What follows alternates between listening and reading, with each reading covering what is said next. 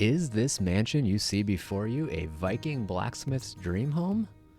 I'll leave you to decide, dear viewers.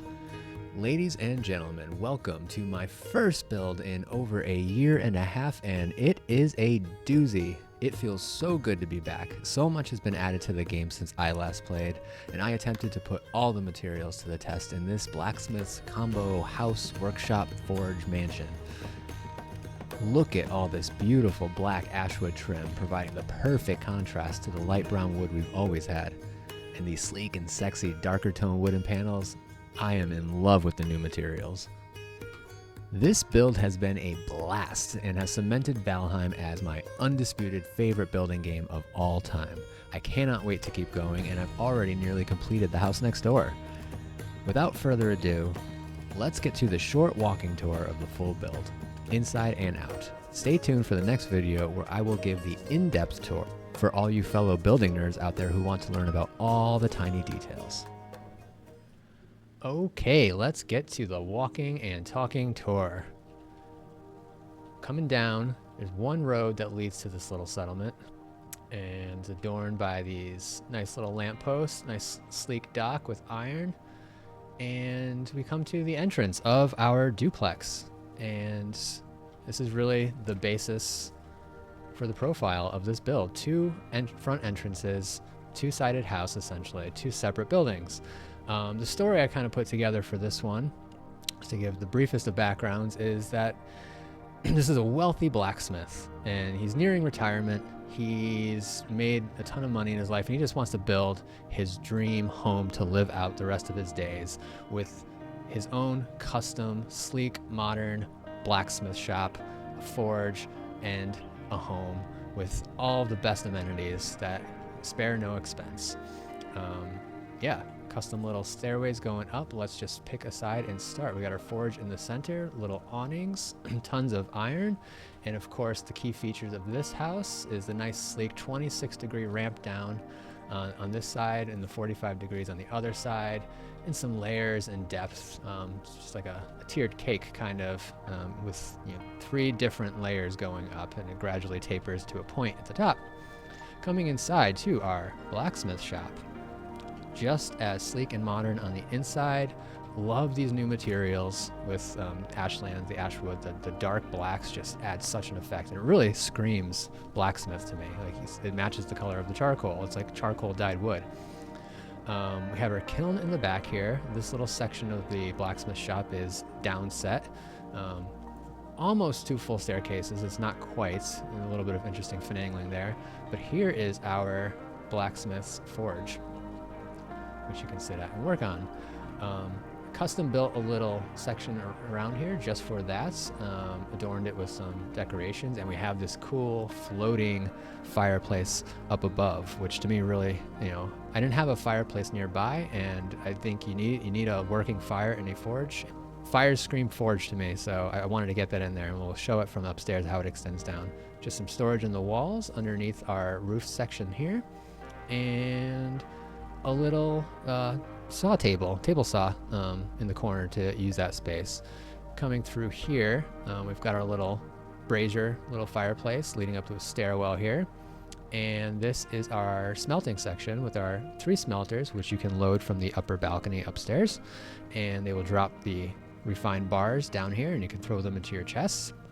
And a little catty-cornered central forge. I opened up the space just to make it flow a little bit more nicely. This here flows into the house. Everything is connected in this build, but before we go into there, let's just take a look upstairs in the second level of our forge.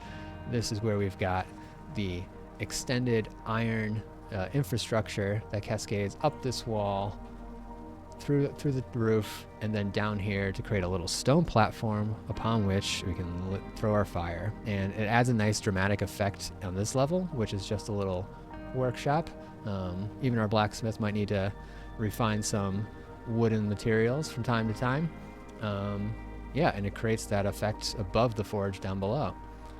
And then just coming up here onto our back balcony, turn around, you can see how this little roof emerges from outside the top of our forge here, or forge roof. And we've got our patio and this is where you can load up the smelters. It is functional. It's a little tedious and annoying, more tedious than you'd probably want for a pure survival build, but I did try to make it so it is functional. Let me actually see if I can toss in some ore here. I think we got charcoal in there already. Yep, we got some coal in there already, so that'll be smelting.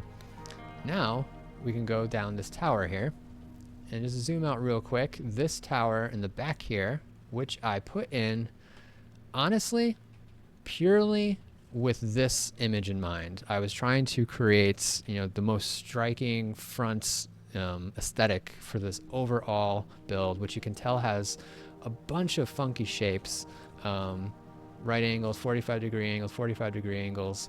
And even this house itself, which we are about to go in, is consisting of 3 different rectangles at different angles. We've got 90-degree angles here, and then this weird, awkward 45-degree angle. A lot of blending required for the roofs, but then that puts this tower in the back at a fun angle as well relative to the rest of the build. But really, I thought that tower kind of brought the whole build together.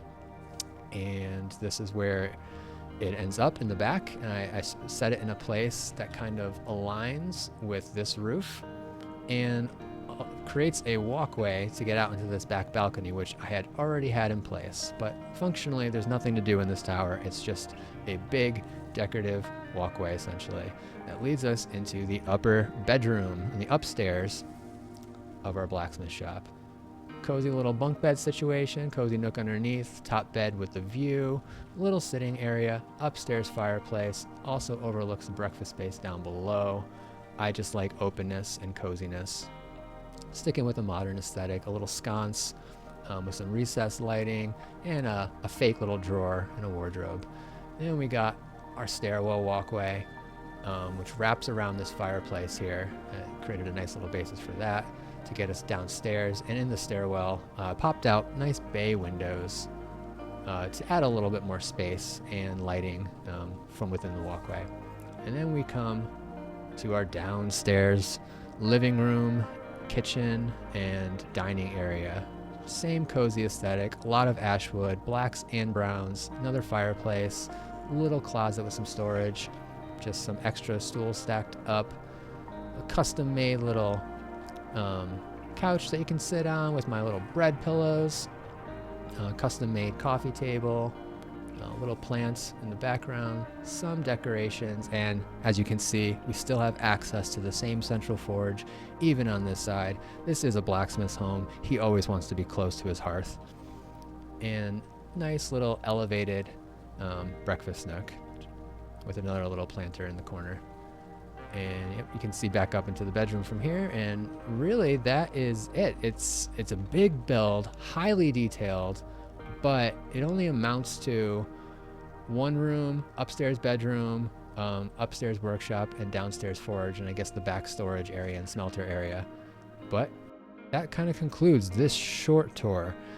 If you want to know more details about the behind the scenes, how this build came to pass, what design features I had in mind, what sources of inspiration I had for it, some behind the scenes screenshots, and just for me to go into all the detail of how individual parts were built, like these columns, like the layers in depth, and talk about all kinds of features like that, stay tuned for part 2, where I go into a much more in-depth tour. But for now, this concludes the brief walking tour. See you guys next time.